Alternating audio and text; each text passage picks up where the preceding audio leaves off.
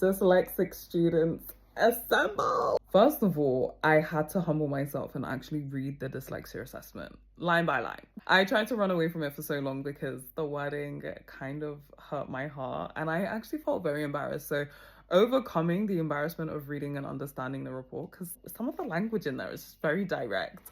And then also, I think after implementing the feedback alongside having a conversation with the disability team at the University of Law, that's the uni I go to, I had an advisor who was very well versed in dyslexia, which was extremely helpful. She made clear what things were naturally designed for me, what things were not, and what to put aside and what to include, which were quite specific to the resources that were provided by the uni, but for example, she explained kinds of questions are likely to come up during the degree, how to answer them. I explained that some of the structures that were provided were challenging for me to use. And then she gave like ways to manage them. I don't remember off the top of my head because I've not done like a legal essay in a while. I think something else that really helped was genuinely getting a good piece of software that can read things back to me. Extremely helpful. Also,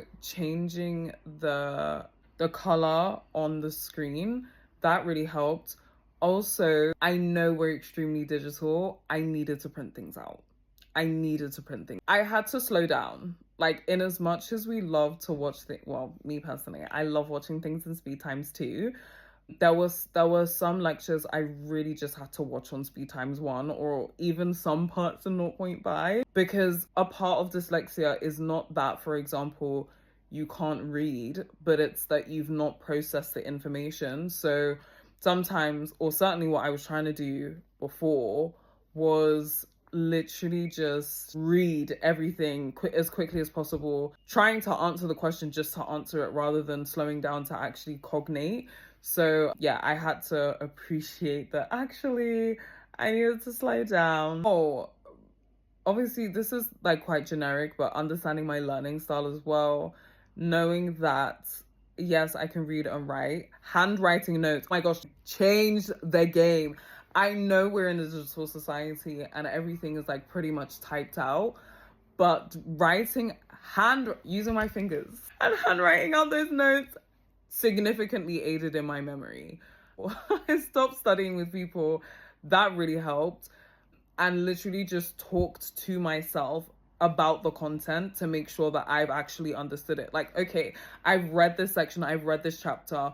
What does this actually mean? And I'm saying that out loud. Like, I'm not gonna just write and like that's it. Something that did really help me, and I wish I did this earlier to check my understanding, was using AI to like generate questions based on the information I just read and talking myself through the answers.